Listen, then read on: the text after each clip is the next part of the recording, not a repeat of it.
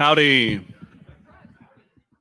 We're going to get started in a couple minutes, so if you could all just please find your seats.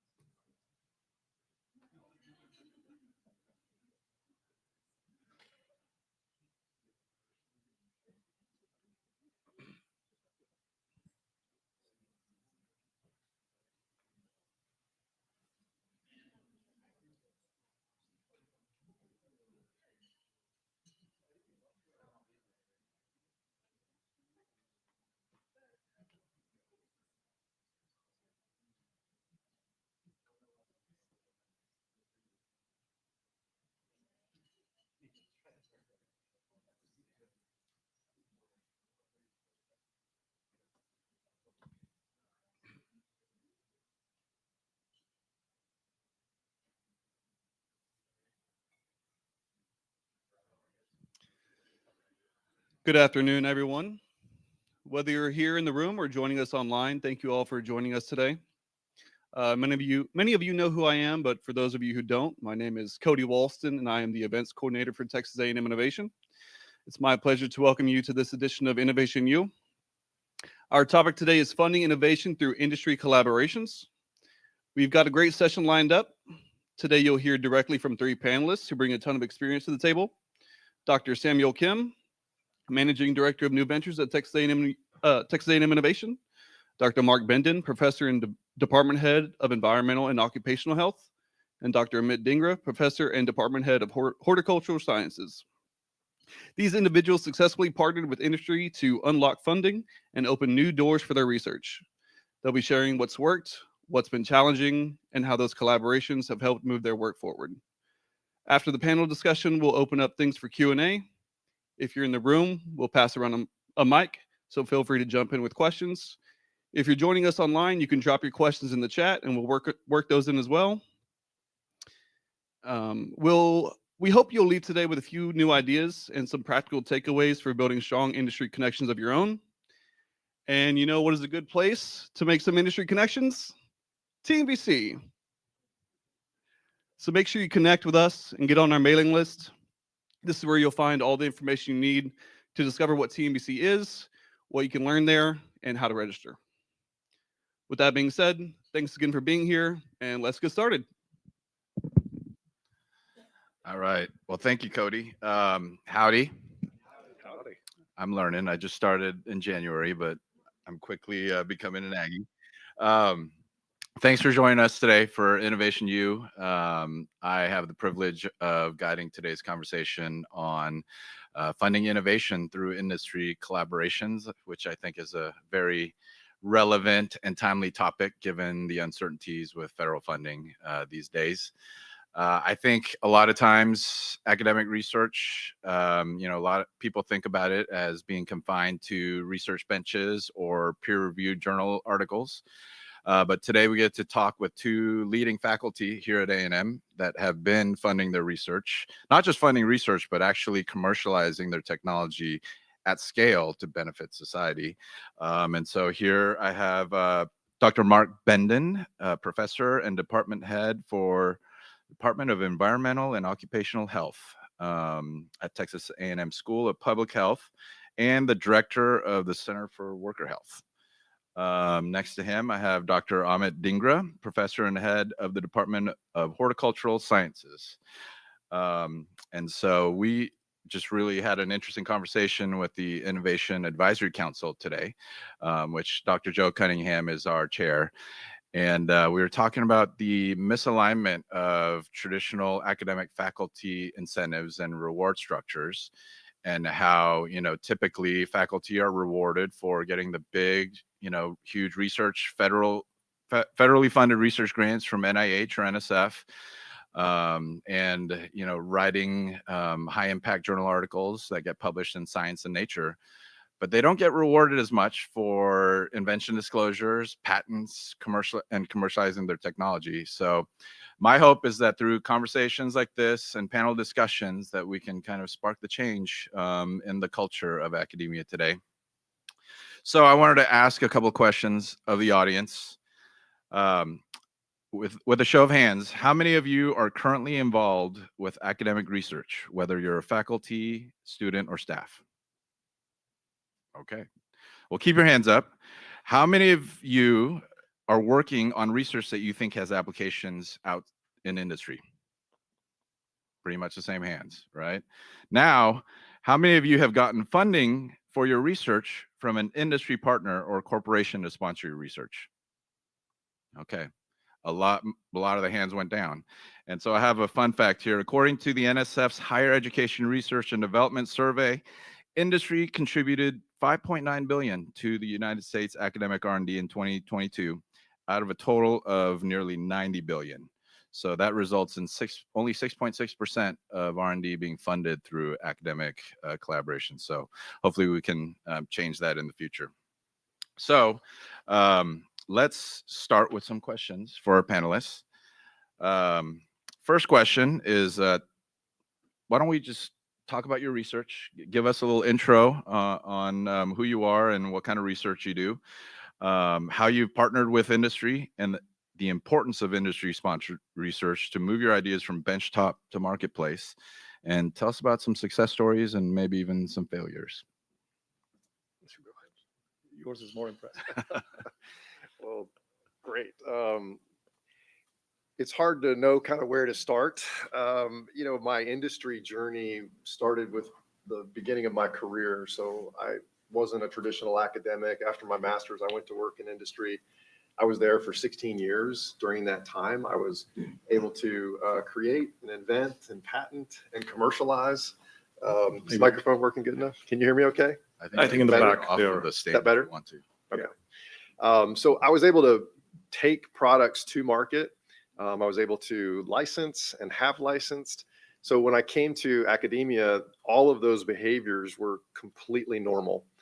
And it was abnormal to me to find myself in industry where chasing money suddenly became a 6 to 12 month process rather than a conversation with one person who could make a decision and decide whether or not to fund research that could lead to potentially a product that would be commercialized or a product that could be refined, improved, usually reduced to practice, and then later manufactured. And so it was very shocking to my system. And I think just maybe out of pure rebellion, I decided I just wouldn't only do that thing that academics traditionally do through NSF or NIH or those types of avenues.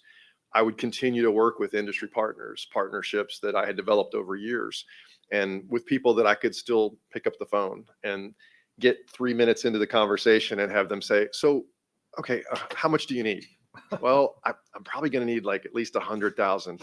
Okay, that's fine. Just tell me who to send it to. And, it was just asking a lot of times and having that relationship. If you don't have those relationships, meeting those people a lot of times is at a conference. Conference is a great place to go meet an industry partner. Spend a little bit of time, have a coffee, have a drink with them, get to know them, find out what they're dealing with, find out ways that it might align with your research, see if there's common interests, and build those kind of relationships. So again, if you aren't starting out in academia with those types of relationships, you can still build them. A great source of building those for me personally has been to put myself out there awkwardly on the speaker circuit and go and give talks, go and give lectures. It's hard sometimes because the phone call to come and speak doesn't include money. It doesn't include, flying you there in first class, right? It's driving in rush hour traffic to Houston, right? But suddenly the room that might have 40 or 50 people in it, there's 4 or 5 people who approach you afterwards and say, here's my business card. We're developing something similar. We're interested in what you're doing at A&M. Can we talk? That's a whole different twist to what we're used to sitting on campus thinking, gosh, I wonder if there's anybody out there who cares about what I'm doing. The answer is usually yes. If you don't know them, you personally need to seek them out. So my biggest thing, I think, for the whole time today would be ask. Go out there, put yourself out there and ask. Another odd source of industry partnerships for me personally has been expert witness work. So many of you are at a point in your career where you're qualified to do expert witness work. Texas A&M graciously allows us to do that type of thing. Get involved. The people who are excited to have you as an expert would also be excited to sponsor your research, and they can become great partners. And I've had several of those over the years. You mentioned a little bit about research. So specifically, I do sedentary behavior research, ergonomics. Probably the biggest thing I'm working on right now is digital humans and digital humans in the healthcare setting. One of the worst examples I have of a big flop was close to 20 years ago. I was working on cell phone technology to block or interrupt cell phones while in vehicles. And we got several grants. We partnered with some industry partners who had some telematics at the time to monitor truck drivers and their behaviors. So in case they weren't such good drivers, the company could kind of retrain them or reassign them. Technology was patent pending. There was interest. We got grant money. We were working with industry partners. There was a lot of positive things happening. And then all of that technology met something that I could not figure out a workaround for and did not have enough smart people to work around, and that was teenagers. Turned out teenagers were incredibly good at getting around every single technological effort we made to keep them from texting and driving. On a positive note, it did lead to some other technological breakthroughs, and it also led to some legislation in Texas and in other states, but it was a complete bomb on the commercialization side. We were able to conduct some good research. Some great students were trained conducting that research and went on to do great things in industry. So not all a loss, but anyway, that's a little bit about me. All right. Howdy. My new icebreaker to ask everybody, first of all, in a public forum is, do you know what is horticulture? How many of you know what is horticulture? Okay, today you will leave this place at least knowing that. So everything that is healthful, edible, and beautiful, all your coffee to flowers to chocolate to wine and fruits and vegetables and nuts, that's horticulture. You just did not know that. You live with that day in and day out. So after that, I'll say that my research is in healthful crops, fruits, nuts, wine, chocolate, everything. But my journey started somewhere else in India when I grew up in times of food shortages. So we were just talking about when our journey started. I think it started when I look back, watching my mother cure disease or cure malnutrition, address malnutrition, especially in the poor sector in New Delhi.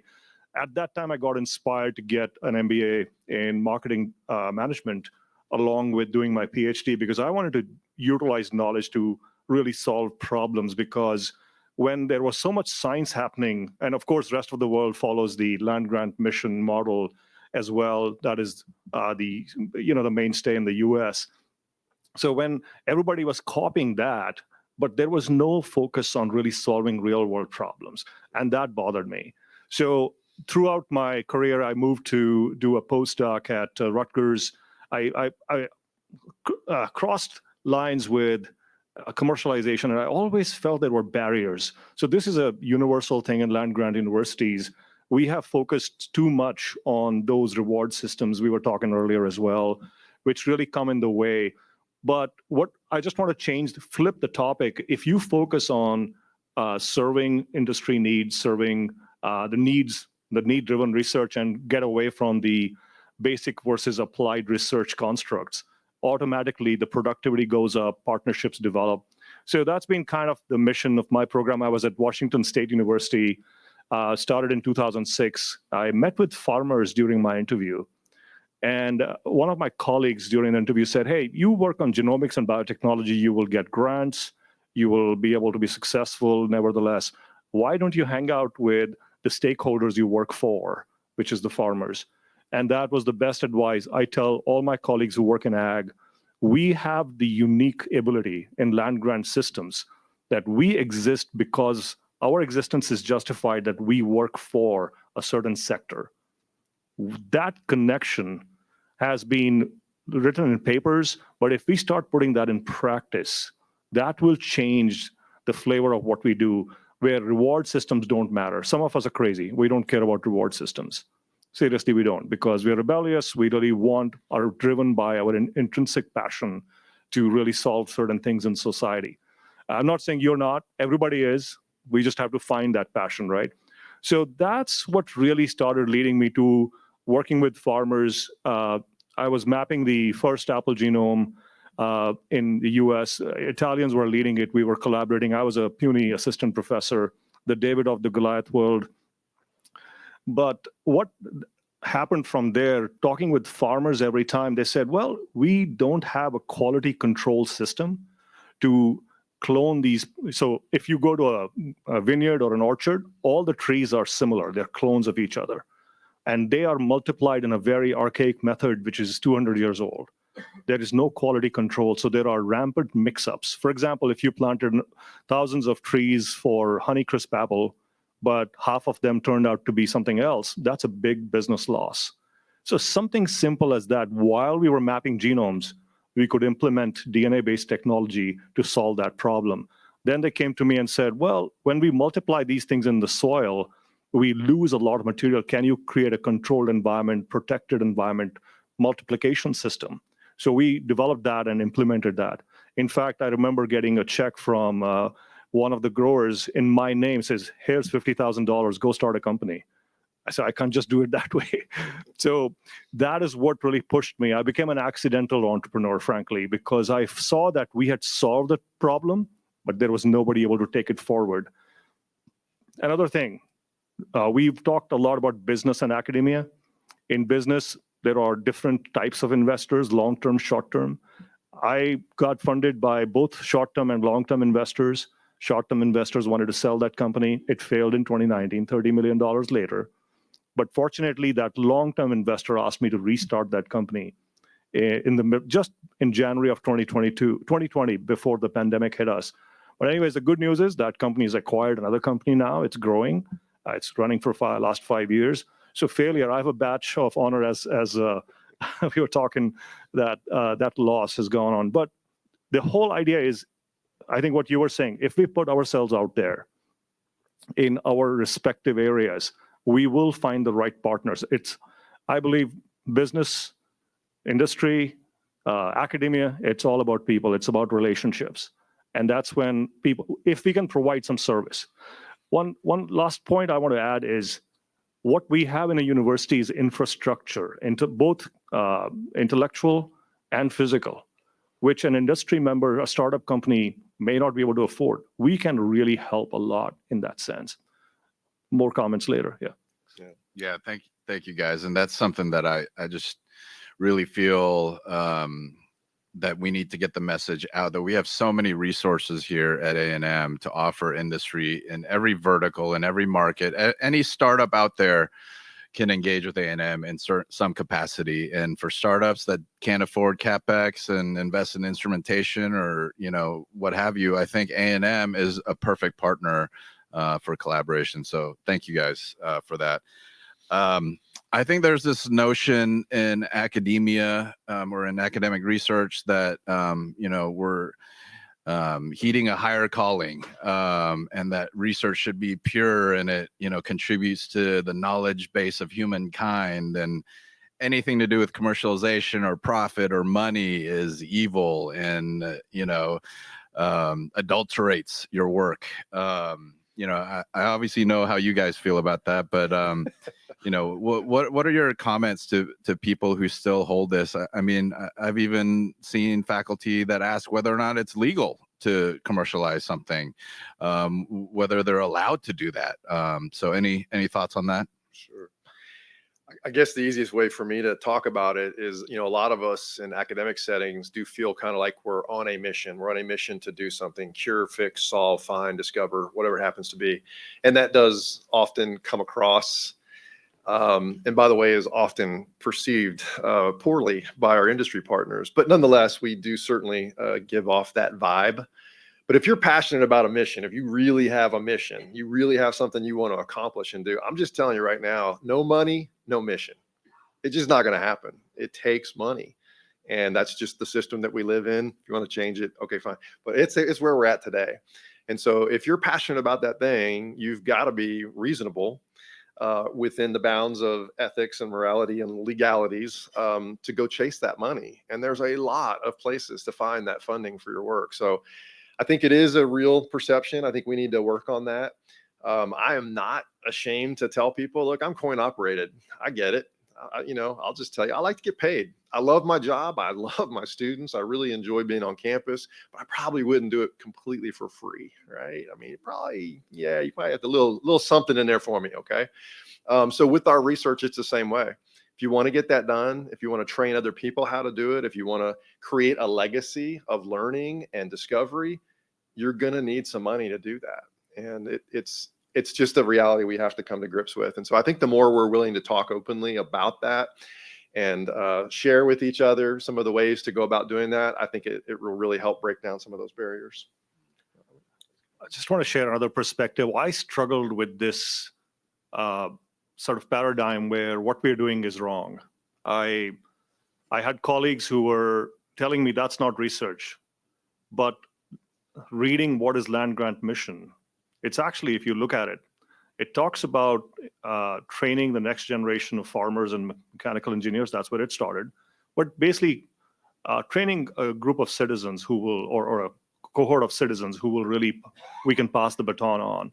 We have to maintain our society, and that's where we come from. So this was a struggle I was having where my senior colleagues, I was an untenured, non-tenured assistant professor when I started with my first company, despite all the advice not to do so. But I had a neighbor. He was a Regents professor at WSU. He's Dr. Nicholas Lovrich. He's a criminal justice professor. I often got coffee with him on Saturdays. Neighbors, we just used to leave our house and grab coffee downtown because you know why. His wife and my wife would be, we wanted to have some unbridled mentoring time. Let's just put it this way. I pitched this question. So what is our mission? Why are we even here if we don't really take the work to the people and solve their problem? Because that was the whole job ad telling me that I need to work for this industry. And he says, aha, you have run into a 2,000-year-old problem. And so he introduced me to a book called Pasture's Quadrant. It's written by a former dean, his late dean from Carnegie Mellon, I believe, or Princeton. Pasture's Quadrant is a very interesting construct that he presents. And we do research just for pure knowledge, or we do research to really solve a problem. And the example of Louis Pasteur, who actually did it for pure application, but also understanding. That's why we can cure disease today. He came up with the first vaccines, so relevant topic today. But the other part is, on one side was Niels Bohr, who was trying to split an atom. And today, 70% of US GDP can be tied to that one experiment of splitting the atom, which had no practical application per se at the time. But on the other side is Edison, who didn't care how the light bulb worked. He famously did 1,000 experiments to find that. So we have this construct, and the other construct is going back 2,000 years back, where Aristotle and Plato, and they were considered to be the exalted ones, and the people who were working in the fields were considered to be lowly, who just got paid, coin-operated people. And I think that construct still haunts us. I was like, that's an interesting construct that has been shared. And I was, you see that scene in Matrix, you question everything.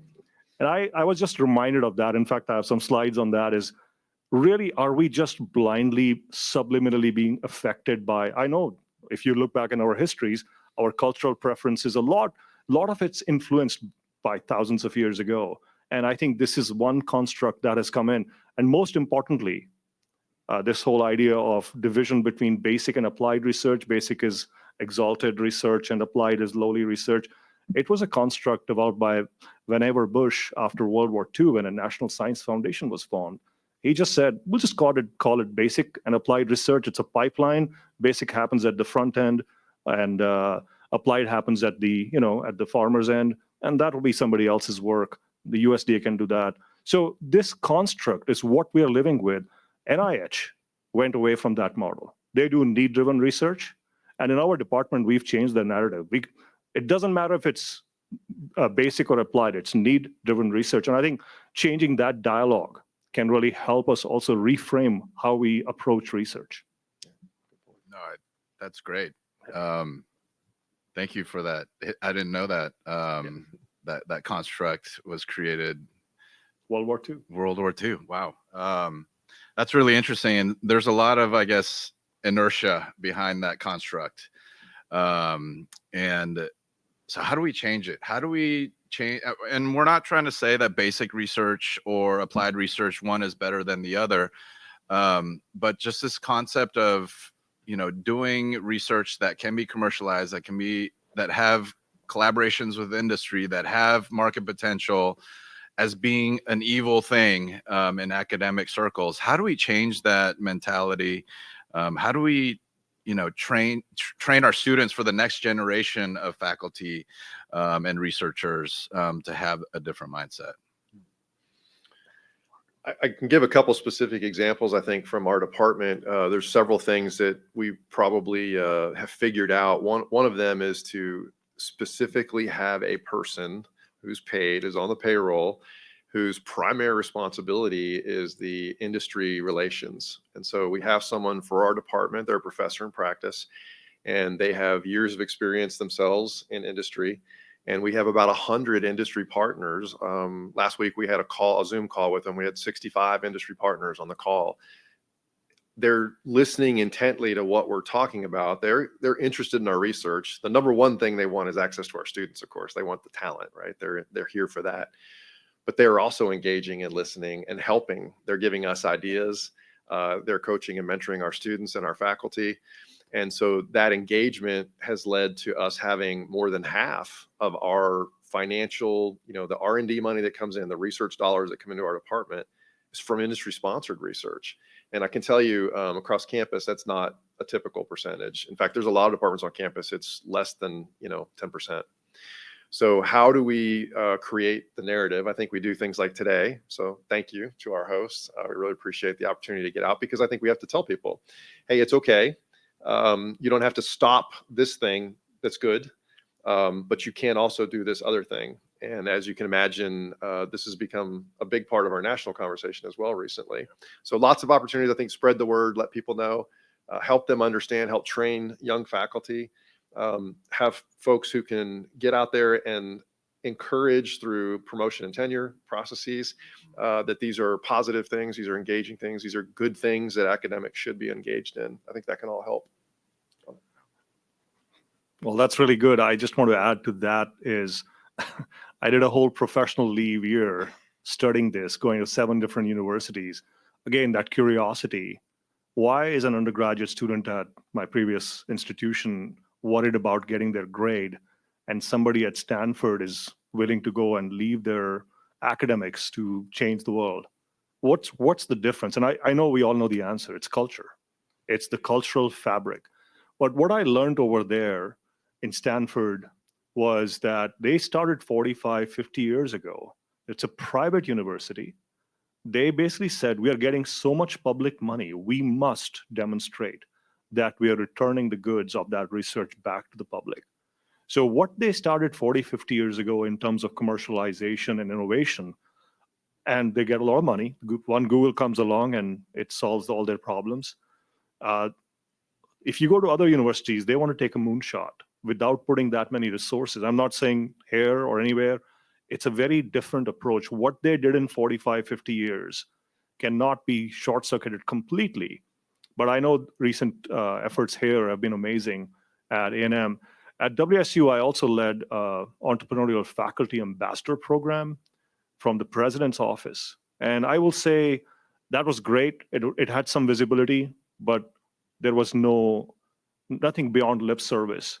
So that program continues to happen. I think changing culture will require all of us to participate, being a part of this community to do this together. And this has to last beyond administrations.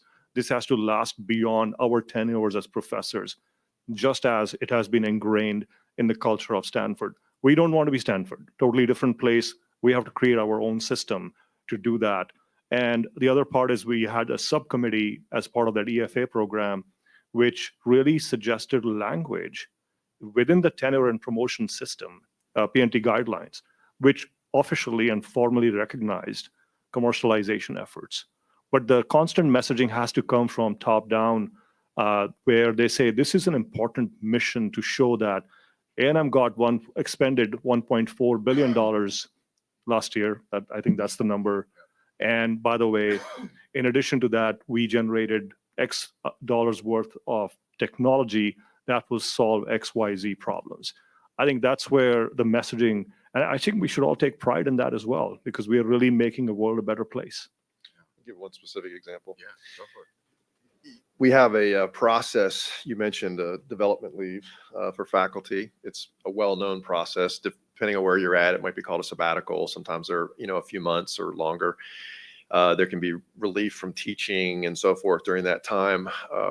There are a few universities around the country that are giving those types of leaves for entrepreneurial work. So in other words, the faculty members developed a technology, maybe they have a spin out, maybe they're working with a company that has licensed that technology and they're helping them bring it, to the market. And they take, 6 months and go work on that full time and spend, really get it to wherever it needs to be, whether it's the more research needs to be done or more commercialization work needs to be done. And, we currently do that with a colleague on campus, recently explained to me that they had written a book. And it was a very interesting book. I'm sure lots of people will read it. That's, an example of scholarly work. I think we have to broaden our view or our scope of that type of thing and understand that this can also lead to great impacts that goes to our land grant mission. Yeah, absolutely. Last question. Let's maybe get a little bit more practical.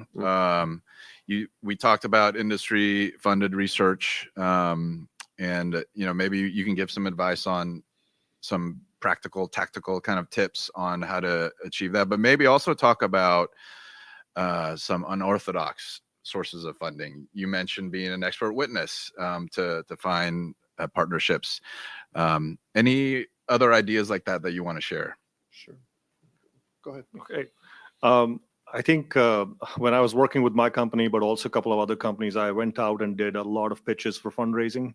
So supported those roles that connected with certain other groups that were, it's like, hey, do you do this?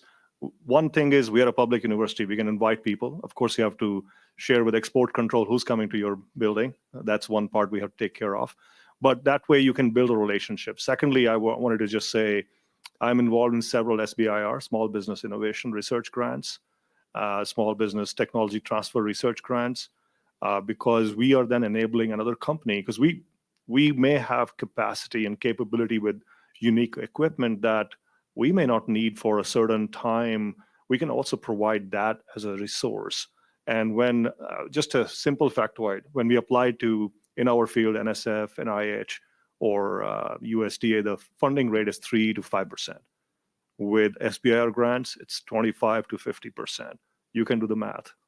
He was just talking about that 5-minute conversation gets you money. I love those. They need a one-pager. They've already built a relationship with you. You can get the money within 4 weeks. Or with SBIR STTRs, they see that a reputable lab from Texas A&M is involved. It actually enhances the competitiveness of the industry grants. Right now, I'm working on 2 SBIRs with 2 different companies. So this is how we can really activate that pathway as well. That's a great point. It's interesting on the SBIRs because I am guilty probably of starting and applying for an SBIR grant only because I wanted to get the money for the research. The company part was like, okay, what's the rules? You got to have a company? Oh, sure, fine. How much does that cost? $300 with the state of Texas. File some paperwork. Okay, fine. Sure, let's do that. And, I see Blake back there laughing because he knows that company ended up being number 5 on the Aggie 100 list a few years later. It's a way, it's a means to get there. I think with all of today's things happening federally, if you aren't thinking or talking about tariffs and impacts or getting doged, I feel like I'm getting ready to get doged every day. We're seeing the hits on federal funding for research, but to me, that just means there's an opportunity. There's an opportunity to partner with lots of other people who are still doing research. I think as academics, we forget that most of the R&D in the United States and most of the world doesn't actually occur inside of universities. We like to believe it, that we're the source of all things R&D, but the vast majority, the large chunk, it's over 80% of R&D being done is being done in private industry. So shocker, right? Spoiler alert, we're not the only ones. There are other people out there doing it, and they need help, and they're interested in your help. They're interested in your ideas. They're interested in your facilities and resources. We have fantastic facilities and resources. We have an incredible talent pool here on campus. So there's places you can go. There's foundations. There's philanthropic organizations. There are, believe it or not, crowdfunding, something like experiment.com or Kickstarter. There's places out there. There are nonprofits. There are fee-for-services. Lots of interesting contests. So there's challenge grants where it's a non-traditional source of funding. It's not federal. It's not state. But you apply, and if you win, you get $500,000 to conduct your research. And so there's lots of places out there to chase funding. I would just encourage all of you. I know it feels a little bit like the sky is falling at times, but it's not. We're going to be fine. There's lots and lots of money in the system for research. We just have to get a little more creative than what we've been trained to do. And one more thing is that in our field, in agriculture, a lot of larger companies are coming together to sponsor research through, I guess, organizations.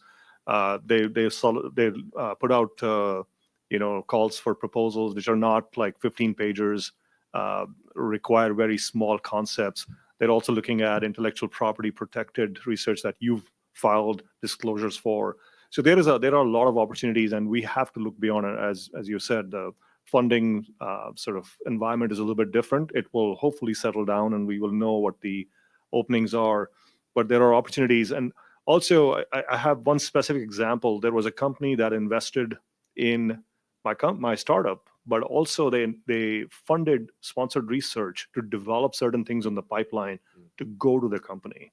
And that was a major chunk of change that came in, because then we were able to take that forward from that part. So once you start doing these relationships, in fact, because of that past relationship, now we are submitting another project to help with that.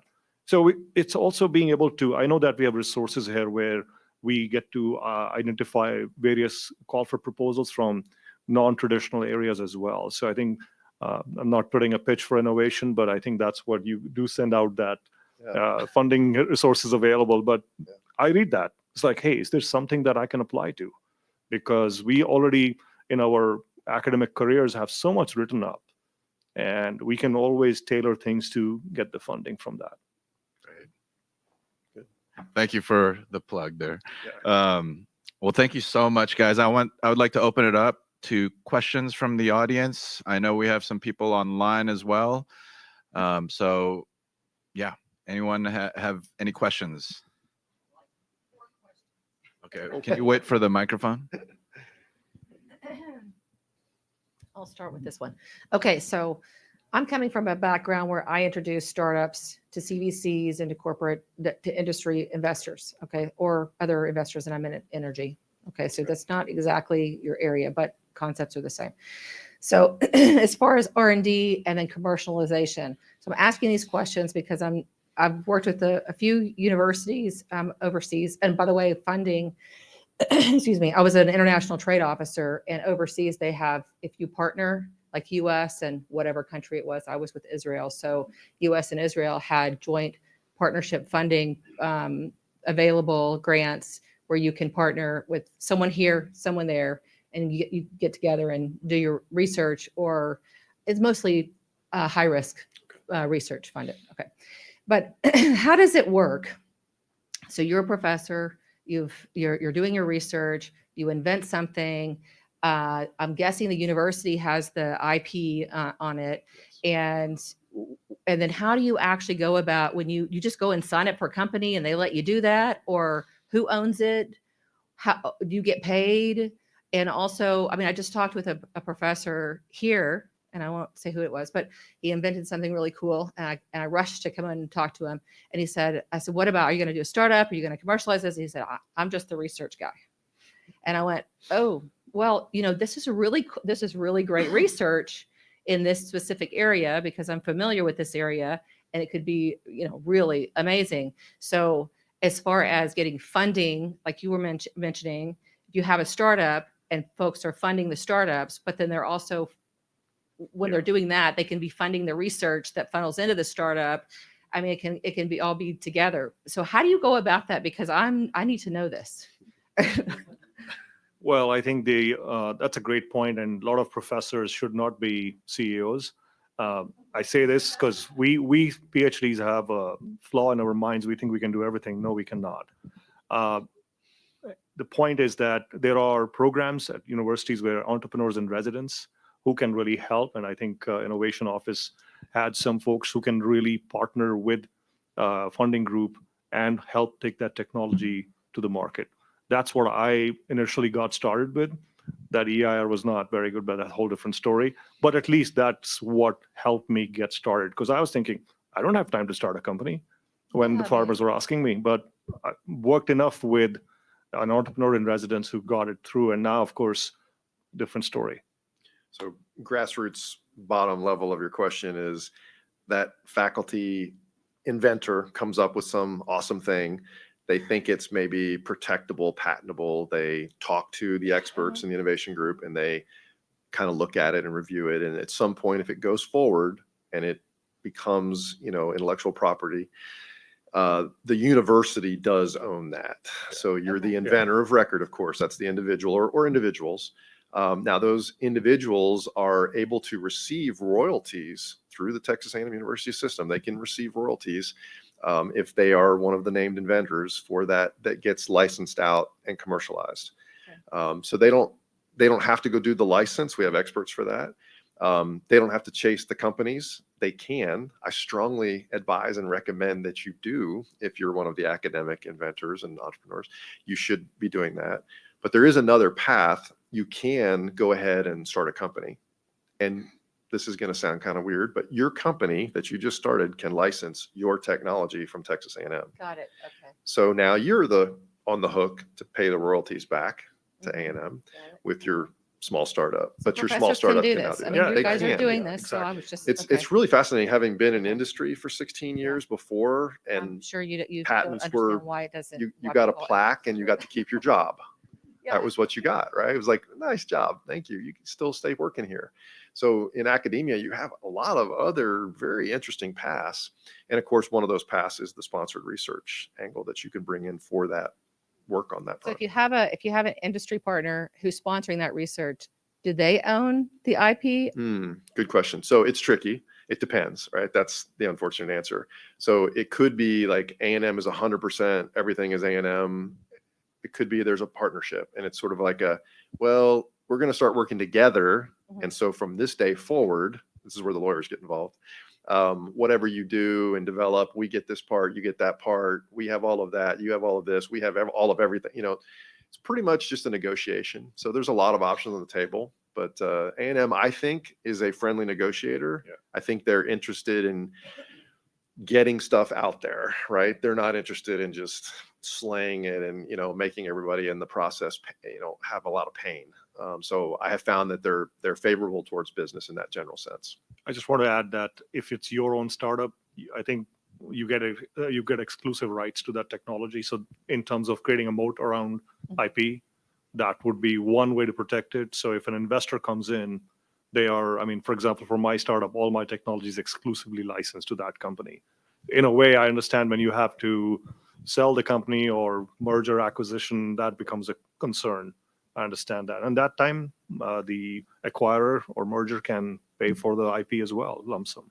So the relationships that you're developing with the heads of innovation, or you're developing with the VC groups, or all of them? All of the above. Okay. Could be all of the above if you're, depending on what you're working on. Yeah.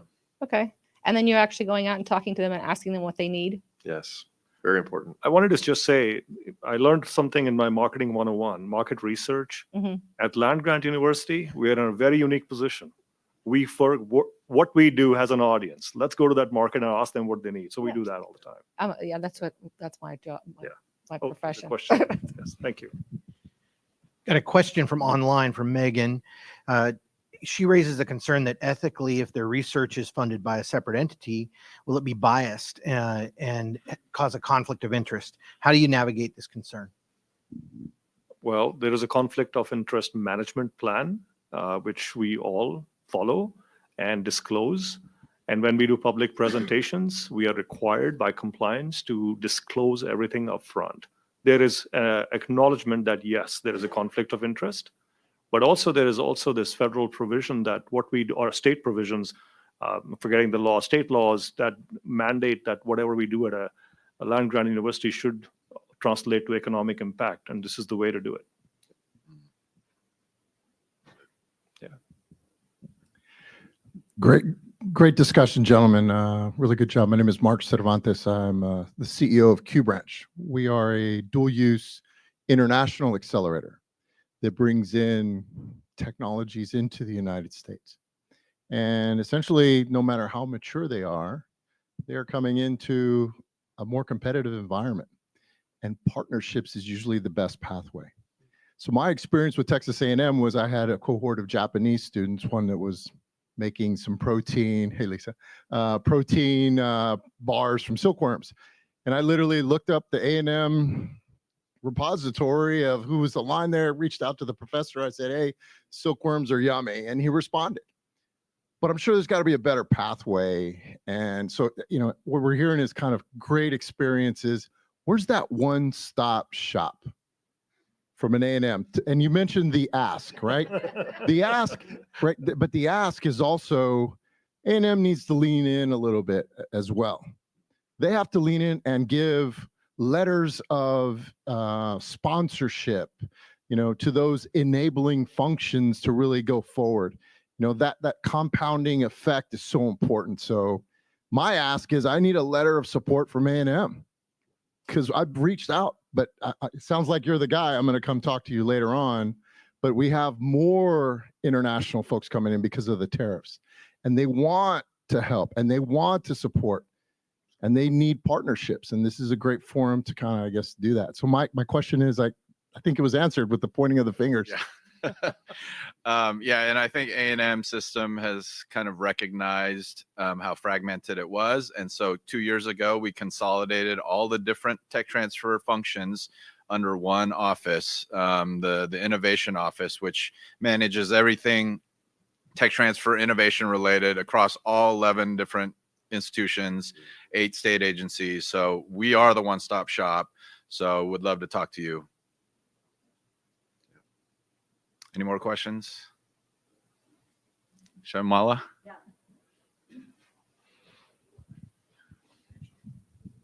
Thank you.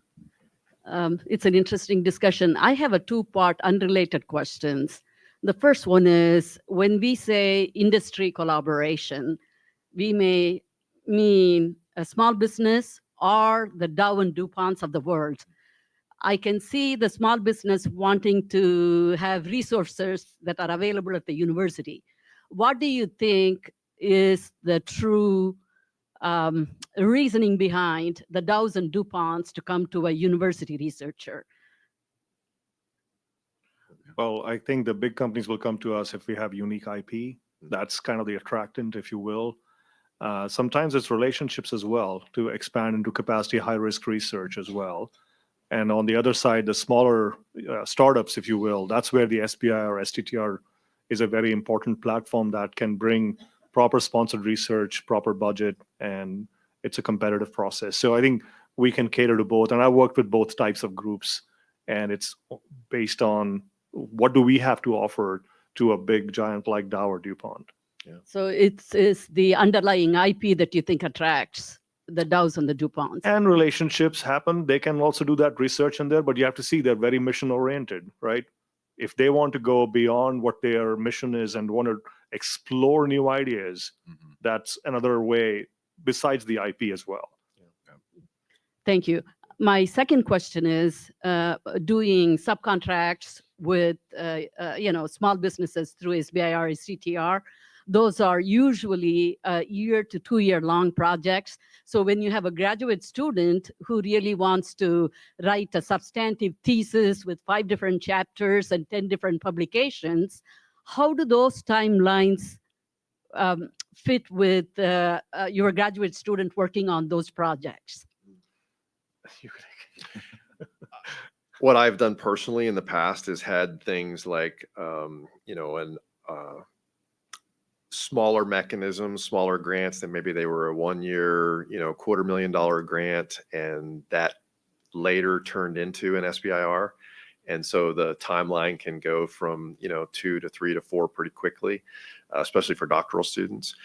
Sometimes there's a handoff for students. One of the things we've had success with recently is we've had companies come to us to apply for an SBIR, and it's not our technology. It's not anything that we've got intellectual property on. It's their company, their small startups companies, IP, but they really need a university research partnership. They need somebody on that SBIR grant that brings all the credentials and the clout and the facilities to conduct the study that they need done. And that is a great partnership because those are gets for our faculty that they would not have had otherwise. It wasn't their IP, right? They're just conducting great quality research, which I think also maybe speaks to some of the third party, conflict of interest type of thing. They're not involved. They have no stake in the company. They're not a part of it. They're just conducting the research part of that SBIR grant. So I think it works both ways. Lots of opportunities. Thank you. I just want to make a comment on what you said, because I think it's important to understand that Texas A&M has amazing talent here, not just the professors, but also the students. So Dr. Dhingra, with all due respect, I don't think it's just IP and relationships. I think it's the talent. And one of the things that I think this university could do more of is magnify the amazing talent that is here. Board positions for small companies and large companies, advisors, advisory boards. All of those are great opportunities to get the faculty, the staff, as well as a lot of these students very involved with a lot of small and larger organizations, and to get the word out about the 70,000 amazing students that are on this campus to all of these small businesses and to the large organizations. Thank you. That's a great comment. Yes. Speaking of that, so do you guys say you wouldn't work with Halliburton? Let's just take Halliburton. You have Halliburton Labs. You have Halliburton. They have research facilities, or one of the other big companies, they have research facilities all over the world. Okay. Do you guys ever, not an internship, but collaborate between your research facilities and their research facilities? Does that ever happen? We have worked with Halliburton, but it hasn't worked that way. We've done the research here for them, but that's just one option. I think we'd be completely open to working with them. Look, we'd love to send a faculty member to Halliburton for the summer and send one of our faculty members on a faculty internship, right? They need that. A lot of our junior people have never been around anything like that from industry. That would help them. We love to send our students out there. We love for our students to come back and bring those ideas back. So it is absolutely a means to get to that talent pool. No question about it, but we'll work with them if they'll work with us. Oh, I was just an example. I've got like a long list, but like big organizations that have, or say Dow, DuPont, they have research facilities all over the world. Yeah. And so how do you collaborate? I mean, if you're going to go out into the field and maybe they have something that would be applicable to your research that you don't have here, that's already set up. I don't know. I was just curious to know if you ever do that. So you answered my question. Well, let me add to that is in our department, students have to do an internship in the industry. That's part of their curriculum, but also they have to sign NDAs sometimes because the companies also want to protect what they have. And again, compared to if a company is not using something, they're not keeping that facility as an overhead. Whereas we are in the education training process where we use everything, but it's not focused on a product. Right. I think there's a little bit of a difference in the setup. I mean, we both run companies as well. We don't have equipment we don't need. Right. Simple as that. And or facilities we don't need or infrastructure we don't need. It's very focused. But here we have everything, you name it, because we are training. The mission is different. But I think combining those, that's how we combine training. Also, some of these large companies will have research fellow positions where faculty can do development leaves. They can learn. Professional leave. So that has happened quite a bit. Faculty go and train at such places. Those opportunities are far and few in between. Sometimes those guys get absorbed once they leave and do an internship at companies as well, because, yeah, that's a great question. Thank you. Just one question from a slightly different perspective. So we've worked together before. I'm in the AgriLife contract office. Do you believe that there's a good understanding of what resources are available for faculty to utilize and who to reach out to? And what's the best way for the members to reach faculty to let them know, okay, we have a corporate engagement and research support office. We have a contracts office that's, specifically engages with those NDAs that you might need in the beginning to help kick off those conversations. What kind of outreach is being done? What would you see would be helpful, and how many faculty are really aware of these resources that are available? Well, I guess depends on different departments and colleges. I think what I've realized is that's not a very common knowledge. We are making an effort in our statewide meetings that we do with all our colleagues to bring in folks to share what they have. I think it's a constant effort that we have to make because faculty turns over, and then also our reward system says get a federal grant. So they don't think about these things right away. As I said, I was discouraged from starting a company as a non-tenured professor. It's like, you'll fail, this will happen, the world will end. Well, I'm here because I did that in 2011. Let's just put it that way. Yeah. So maybe one more question, or we can wrap it up and network. One more question. Thank you.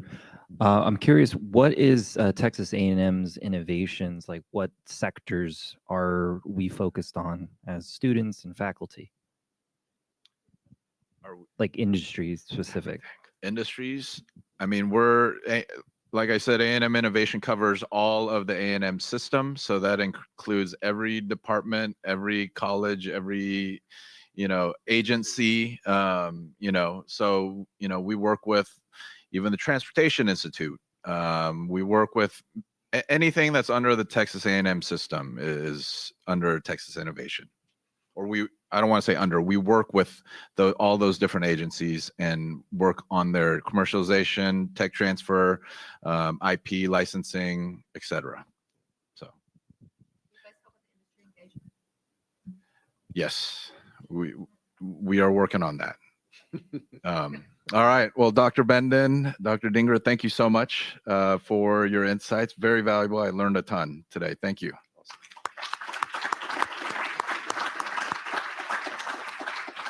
And thanks everyone for spending your late afternoon, evening with us. We look forward to having conversations with you and networking. Thank you.